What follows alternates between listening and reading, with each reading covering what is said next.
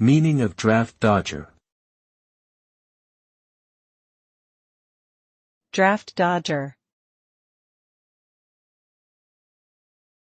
Draft dodger.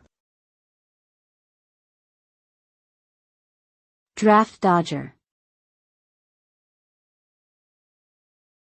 Draft dodger. Draft dodger refers to a person who avoids or evades mandatory military service during a time of war or a draft. It is usually considered a derogatory term. Those who are accused of dodging the draft may face legal or social repercussions, including fines, imprisonment, or being ostracized from their community.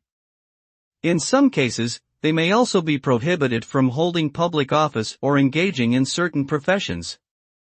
The act of draft dodging can have long-lasting consequences on an individual's reputation and future opportunities.